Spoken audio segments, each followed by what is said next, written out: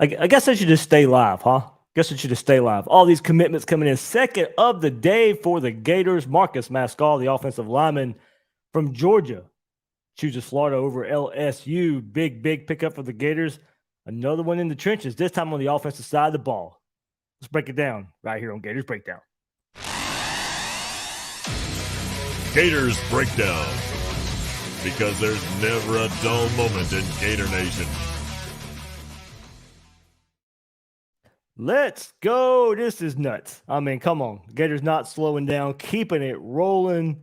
2 commitments right here on this Monday. 6 in the last 3 days for the Gators. On fire, keeping it rolling. Marcus Mascoll, the latest, the offensive lineman from Georgia, committing to the Florida Gators over LSU. And, whoo, man. I mean, like I said, I should just stay live. I think it's going to slow down right here.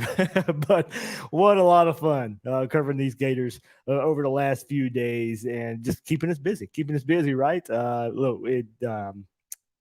we've waited for this one and a lot to be excited about right here on the heels of another commitment for the Florida Gators. So plenty to get into, of course, and I'll even go back to this past weekend's visits as well to kind of set the stage moving forward for recruiting. Florida hosted these 3 official visit weekends, and a lot of storylines coming from those. But one more this past weekend, and we'll get into of all the guys that were on campus that didn't commit. What are they waiting on? But a lot of commitments, of course, this past weekend. A lot of visitors got to see it. You guys have seen the videos out there of those guys committing at Spurrier's Gridiron Grill in person. So hopefully some of these guys got caught up in it.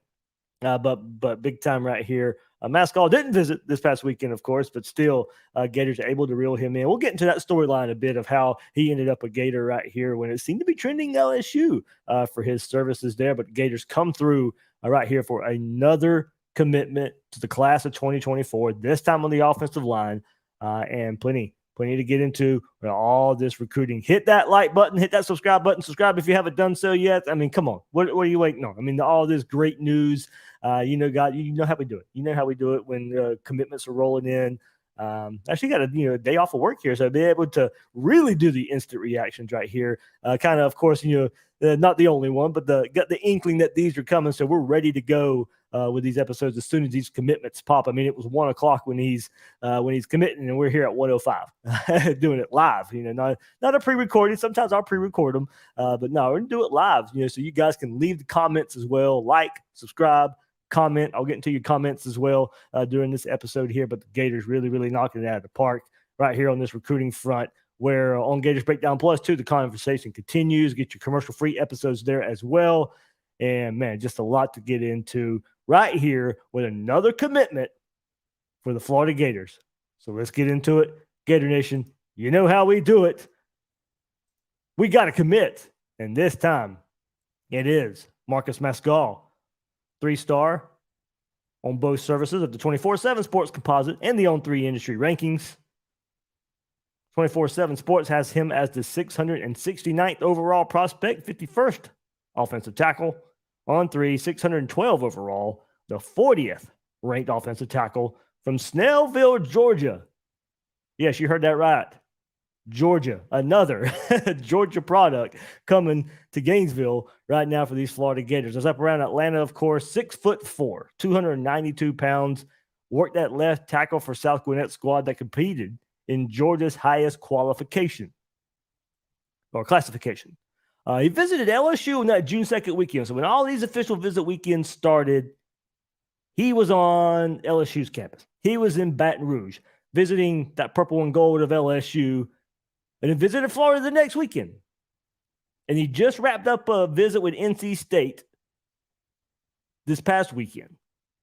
So LSU was the trending team here. LSU was the team to beat, it seemed, coming out of that visit. Then he visits Florida. But it was close. I mean, he admitted that LSU was still the team to beat after he visited Florida. And Florida ends up getting him here. I mean, he admitted, he's on campus or he visits Florida, admitted that LSU was the team to beat, but Florida made it close. And it seemed, on LSU side of things, Florida side of things, until very, very recently, that, over the weekend, this one kind of switched and changed the trend that instead of LSU, it was going to be Florida. So this may not be the last Florida LSU battle for offensive linemen. Ori Williams and Ethan Callaway may be a battle between the Gators and the Tigers. Williams visited LSU this past weekend. Callaway visits the Tigers this weekend. But, it's about time where another team felt really good about getting a guy, and it turns out in Florida's favor, that it turns. And instead of trending in one direction, it changes in favor of Florida. We've seen it happen to Florida, where Florida thought TJ Moore not long ago. He didn't visit Florida on that official visit weekend, but Florida was trending. He visits Clemson, and Clemson gets it. It kind of comes out that maybe Clemson was more of a threat than we originally thought, but still, there's been some times where we thought Florida was the trending school, and Florida's the team to be, only for that player to go somewhere else. Well, it happens the other way around. This was LSU till about a couple of days ago. Then it turns into favor of Florida. Florida had a lot to overcome. Florida really had to turn this one to get Marcus Mascoll. And, he offers some versatility up front. He can play on the edge at tackle, of course, or inside. And you can certainly see when watching his highlights, he's not a soft offensive lineman. Plays very physical, strong hands. That really helps him because he's not the fastest or has the best footwork. He's not the fastest in the footwork department, but shows good reaction in what a defense throws at him. Looks comfortable in various blocking schemes. He does a good job of blocking down in the run game, and he can really pull in the run game as well. So we'll see if he can pack on the weight probably needed right here, but looks to have the frame this staff likes in that 6'4", 6'5" range here for Marcus Mascoll, the product from Georgia, choosing the Gators over the LSU Tigers.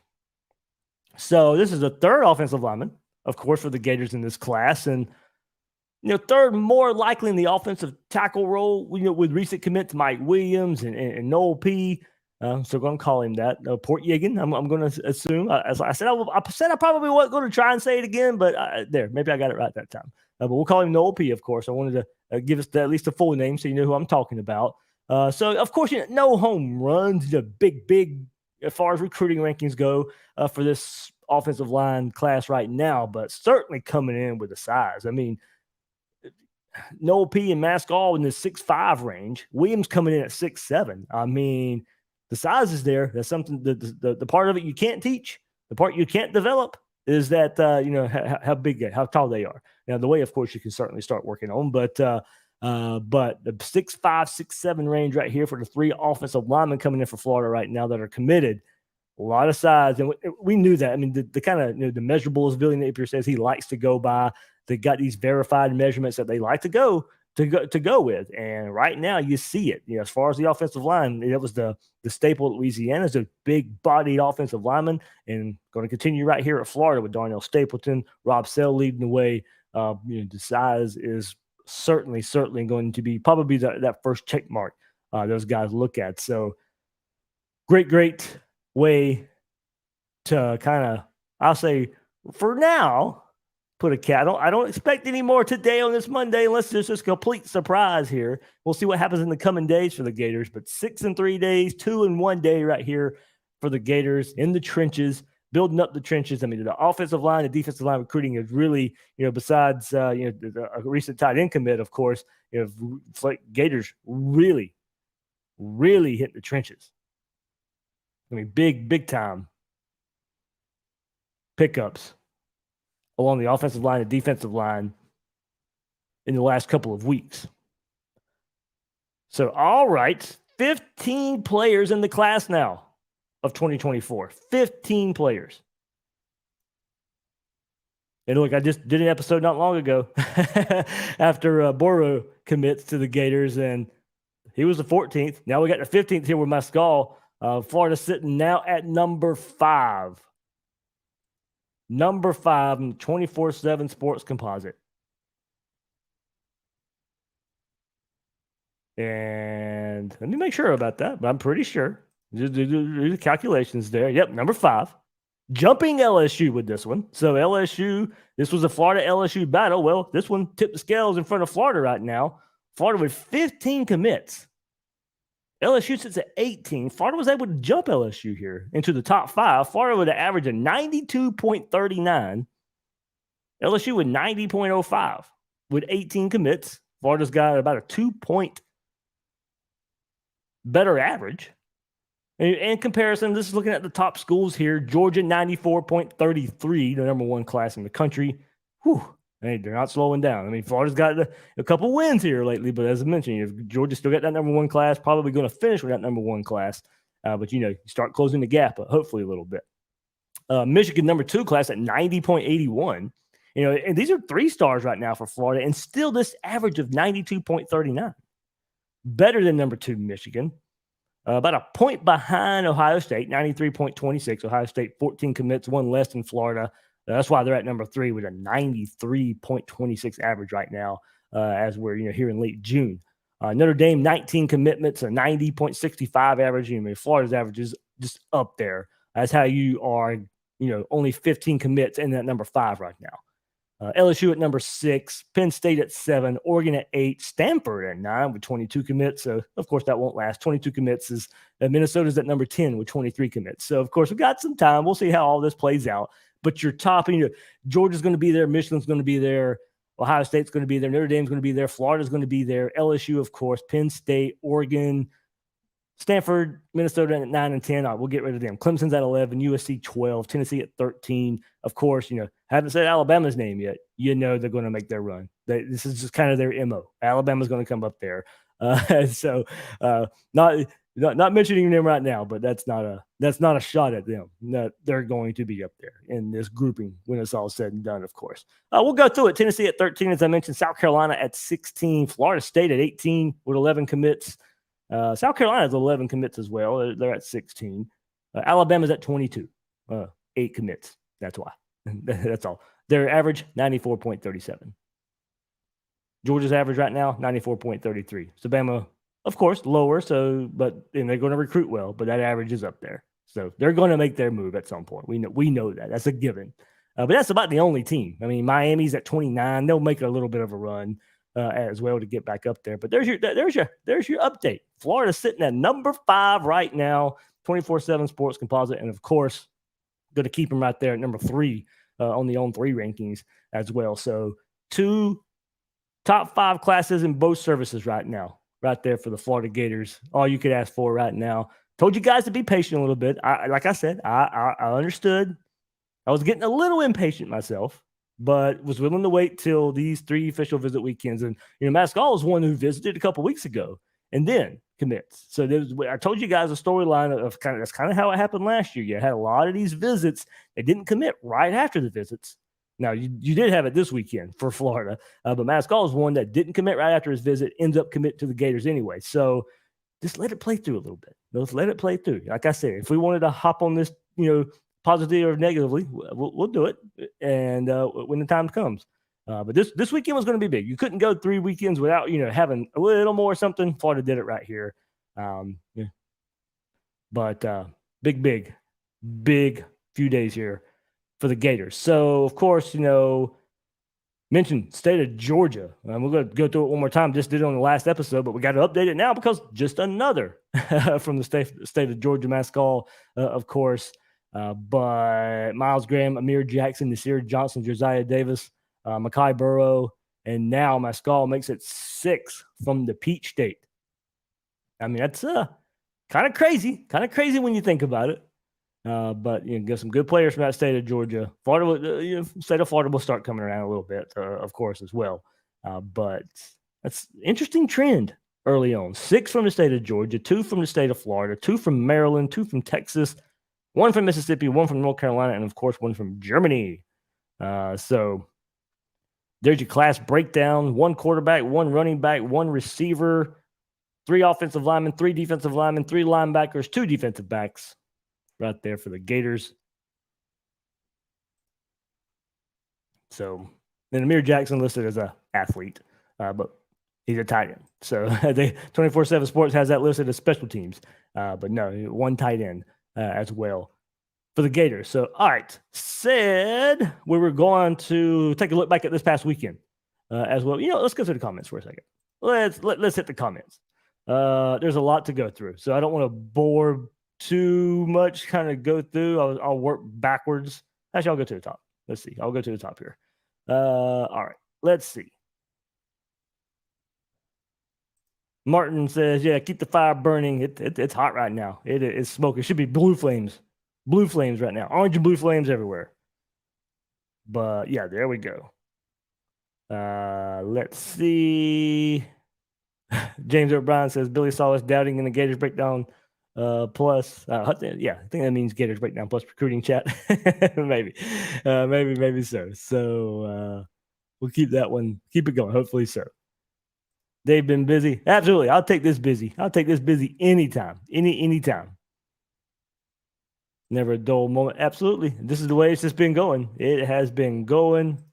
Nikki Bella says the Gator train is rolling. All right, let's go. Go through some more comments. Some weird negative comment about, did anyone forget that we lost to Vandy and go 0-4 against the Rivals? No, nobody forgets that, but how are you going to change it? Recruiting. That's how we're going to change it. So, I don't get the need for that. I probably shouldn't have even really acknowledged it, but I don't really get the need for a comment like this on a good day like that. And there's plenty of time to talk about that.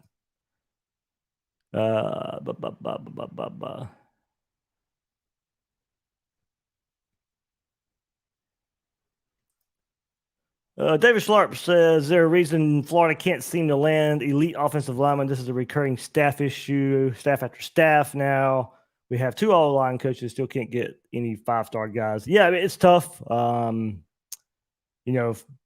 state of Florida, for one, just doesn't have them. Now, when they do have them, you need to take advantage of it, and get that. But the state of Florida, just not a great offensive line hotbed in the recruiting world. So, David, I hope, with, like I said, I hope Billy Napier works out and he's here for a bit.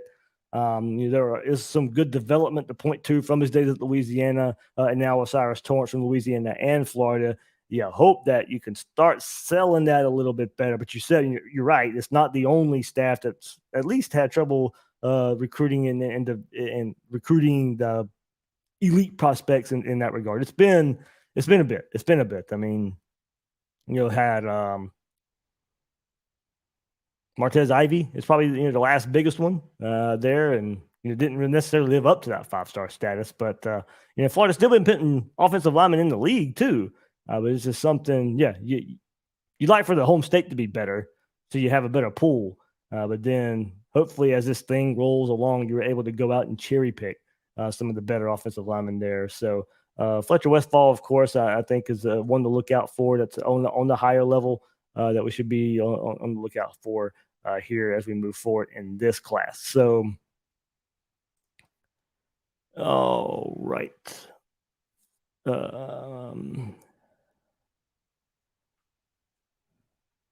Yeah, never mind. I see Ryan Smith just wants to be pretty negative here. So there we go. I won't reference him too much anymore.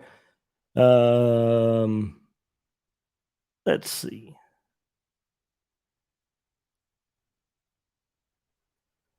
Oh.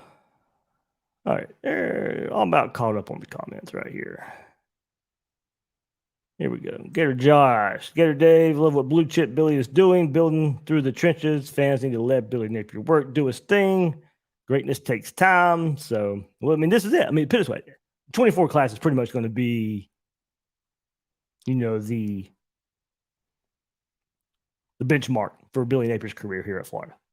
With quarterback DJ Lagway, with putting the pieces around him right here, the 24 class is probably pretty much going to make or break Billy Napier. I think we know that by now. By the time this class gets on campus, it'll be his 3rd season. I think he's probably going to get that 4th season just to how things work out. And I think we'll be far enough along where this class should have some sort of impact, and we'll see what sort of impact. But yeah, that's. And his approach is going to take time. That's just it. I know some of us would want it a little bit faster. You can take different routes. Billy Napier's route is going to be methodical. Doesn't mean it's going to work, but he's going to make it his approach. and we'll see if it works. He's going to do it his way, and I laud him and applaud him for that. It's just his way's got to work. His way's got to work. But a lot of it's going to depend on how this 24 class really, really shakes out.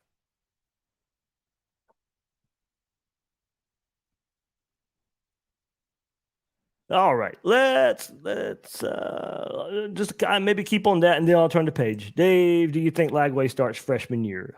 Right now, I don't. I don't know if you want him necessarily to. Now, if he comes in and improves it, and absolutely will, comes in and proves himself as a true freshman to be able to do so, then I think that I think you have to put competition with him. So I guess I'll say it that way. I think Florida will go transfer portal again, especially with Austin Simmons and that storyline. I did speak about this a little bit more on the Austin Simmons episode a few days ago. So I'll just quickly summarize that. Without Austin Simmons, I think you make sure you go get a transfer quarterback for 24 season. So you don't have to force Lagway in as a starter. Now, if you bring in somebody, and I hope it's somebody on the higher level of somebody who's been more proven, and somebody maybe taking that jump from another school where they've had some success, or maybe even a lower school and had some success, and you can count on them to be maybe a bridge in 24. But if he comes in here as a true freshman and you bring somebody in like that and it's a true competition and he ends up winning that somehow, then, oh boy, I think you've done something really good. But I don't know if with that schedule in 24, I don't know if you necessarily want to force Lagway in there to being the savior of a 24 season right there. So, and look, if he's not starting his freshman year, that's not a knock on him. It is not. As good as he can be. There's a lot of good quarterbacks out there who are not ready their freshman years. That's asking a lot, especially with that schedule. That's asking a lot of a true freshman quarterback. But I think you got to bring in another bridge quarterback and make it a real good competition. Then you get your answer. All right, let's keep it going. Let's keep it going with some recruiting news.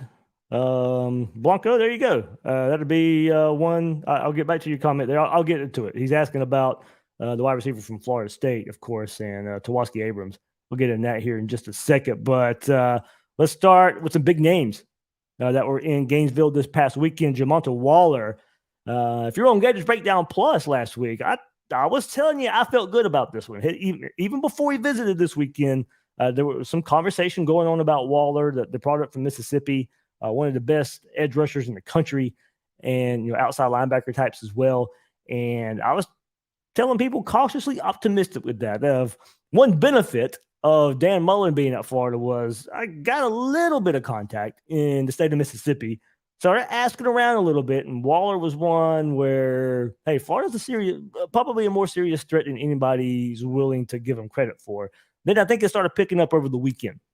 So I was asked about him last week on Gators Breakdown Plus on the Discord server, and I said cautiously optimistic right there, and it caught some eyes right there a bit. So, and then it kind of blows up this weekend. So one, I felt good about coming into the visits, and even better coming out of the visits this past weekend. I was hoping he'd go ahead and pull the trigger, but he's gonna wait in that August 26th birthday that he has.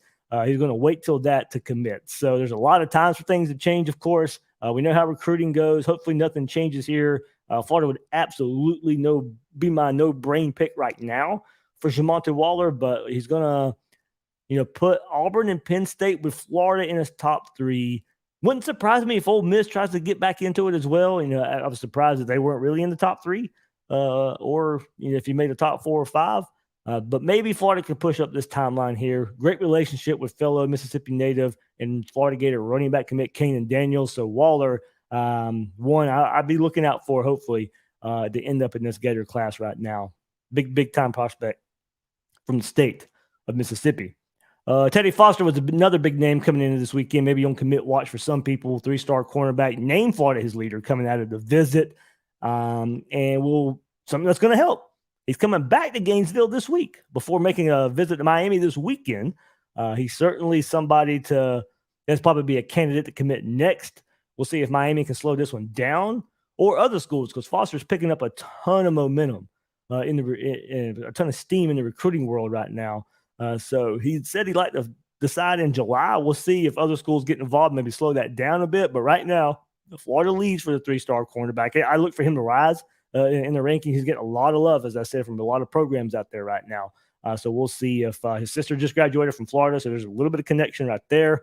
So Teddy Foster, a cornerback to watch out for, and some good returns from him this past weekend. Another cornerback, Wardell Mack, officially visited. We'll see how this one shakes out. Florida has some higher cornerbacks on the board with the likes of Jamari Howard, Zay Mincy. So this may turn into a timing recruitment. LSU doesn't seem to be pressing as much either, so this one could go on for a little while. But we'll see. We'll see where this one turns out. But as I did last episode, and a big shout out to Florida Victorious. I mean, hey, all these good news that we've had the last few days could not happen without them. And recruits take notice with NIL happenings around college football, and certainly when they're on campus at Florida, start asking current players about how it's going. And the reviews couldn't be any better for Florida's new NIL leader with Florida Victorious. And hey, they have that message board as well. There's a link to join in the description. You can get access to a message board through Florida Victorious, an poster there, of course. Going to continue with something that he put out there, kind of a snippet there. Gave you a little bit on defense in the last episode, but even more with this defensive back class. And he said, he likes where Florida sits with Teddy Foster. And after the last class, EH says, of course, we don't have a lot of numbers. So only 1-2 more besides, who Florida already has or could have. He says he's had his suspicions that Jamari Howard has been yanking the chain and had them before he canceled 2 OVs, of course, on June 2nd and June 16th. He said, I'm going to wait to see him do something concrete to show his rumored interest in Florida. He was afraid Zay Mincy was trending like DeAndre and LJ. Lots of visits, fall OVs, but now he's officially visited Florida State, said FSU is in his top 4, and still seems to be trending toward a summer visit to Florida. So it feels better about Zay Mincy. But it does say he doesn't think him and LJ McCray are a package deal. So EH with a lot of good information right there on the Florida Victorious message boards, giving his recruiting thoughts. He goes position by position as far as recruiting goes on the Florida Victorious boards. Another angle, another insight there from EH. You guys know him from a lot of the message boards on Twitter as well, but really brings it on the Florida Victorious board right there today. All right, so let's keep it going. And what's going to happen at wide receiver? That's probably one of the most interesting position groups to move forward with right now for the Gators. EH, as I said, has his thoughts right there on Florida Victorious, but going through it here, Tawaski Abrams visited Gainesville this past weekend. He's an FSU commit. And, of course, Isaiah Williams is in the fold and certainly going to be pushing and hopefully keeping the pressure on Jeremiah Smith to flip. But Abrams, the FSU commit, might be a serious flip candidate. Now, he's going to visit FSU this weekend, so they may be able to shut it down on their end. But if not, look for a possible flip to Florida. Maybe even one before he makes that visit. We'll see. I mean, this one, it was worth keeping an eye on. I think Florida made some major moves this past weekend. I think they were in good shape to make anyway. He was really interested in Florida, even being committed to FSU, really interested in that Florida visit coming up this weekend or this past weekend. So we'll see what comes out of that. Does he commit before then? Does he make that FSU visit, stay with FSU, or flip to Florida? Definitely one to keep on looking out for right here for wide receiver Tawaski Abrams. Another commitment to an in-state rival, Chance Robinson. He's certainly keeping the door open for a flip from Miami. But so, Florida's really in the game for some flips here. I mean, Jeremiah Smith from Ohio State, that's of course, creme de la creme, the top target out there. But a couple more to kind of look out for. We'll see what Chance Robinson does. And he's going to be visiting Miami and see where he's committed. He'll visit Miami this weekend. So we'll see where that heads. But Florida's certainly in the market for some flips at the wide receiver position. But maybe we're not looking for a flip. Jere Hawkins, of course, has been a name that we've been discussing at the wide receiver position for a few weeks now. He has a decision coming up. He's visiting Penn State this weekend and then has a scheduled commitment timeline of June 26th, so a week from today, next Monday. Something that could help Florida here. The Florida's in good shape anyway, and it seems to be a Florida Penn State battle with West Virginia maybe on the outside looking in. So I think Florida was in it anyway, but something to keep an eye on that could help Florida. Oregon had a decommitment from wide receiver Tyseer Denmark. He was at Penn State this past weekend, decommitted while on that visit. Decommitted from the Ducks. Looks like he wants to flip to the Nittany Lions, and that could open up the door for Florida to be the landing spot for Hawkins. So this could be a who wants in first between Abrams and Hawkins, because they're both on the smaller side, the burner, speedy side type of receiver, not the big body guy, but more the slot receiver. Get the ball in your hands and run, use that speed. I'm not sure the Gators take two in that mold, so it may be who wants in first. You may have to speed up your decision. Hawkins, if you want to be in, you may not can wait till your Penn State visit this weekend in June 26th. Or Abrams, if you want in, maybe don't take that FSU visit this weekend there. So, look, both could turn into next week as well, but it could be a first come, first serve for those two guys, and the other one on the outside looking in if they wanted to be a Gator. So, that's wide receiver is going to be really interesting seeing how this turns out. Jeremiah Smith, I still think Florida's in it more so than a lot of people will give him credit for. I'm not calling for a flip, but I do think Florida is really put the pressure on, is in a good shape if something happens. Different than Ohio State. I would expect it to be Florida right there to maybe be on the rebound as it stands right now. Now, he's going to visit Miami. He's going to make some other visits. It's kind of expected. But he is going to visit Miami, I believe, this weekend as well. So we'll see where it goes for Jeremiah Smith. But Florida putting themselves in good shape if he is going to flip from Ohio State. All right, so we'll see. We'll see where that goes. We'll see where that goes. But, man, lot to be excited about, We'll see if I get any kind of break right here. Hey, I don't need one. If Florida wants to keep bringing out this good news, let's go. I'm up for it. I'm sure you guys are too. Yeah, there we go. Oh, all right. Let me go. Gator Nation. Let's see.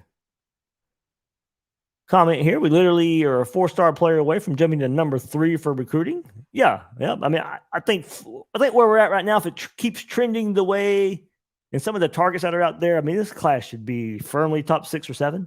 I would assume. I think it stays there.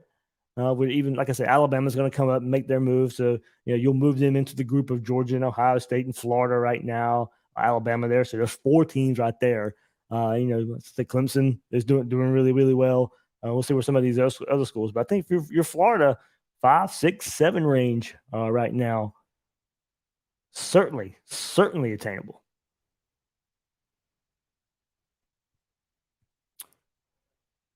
Let's see. Some good comments throughout this episode.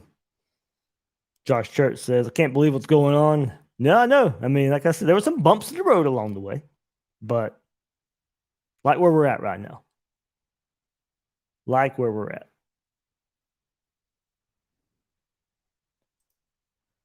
Chris Sorley, does the whiff on the 23 quarterback search come back to haunt us? I mean, that's tough to definitively say one way or the other. It's certainly not ideal. I mean, you don't have the highly rated recruit. I mean, Max Brown's the only guy you brought in from high school so far.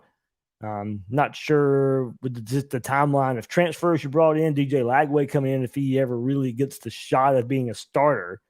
And I said I do fully expect Florida to bring in a transfer again next year to be a bridge to Lagway. So Max Brown's been your only high school guy, and so I mean you've got to nail it next year for the transfer quarterback. So no, I don't think it comes necessarily back to haunt Florida. Certainly not ideal though. You'd love to have guys in the program you develop to be yours. And as I mentioned in the Austin Simmons episode, the storylines that go through the 2023 quarterback cycle are just unbelievable. But no, I can't say either way right now.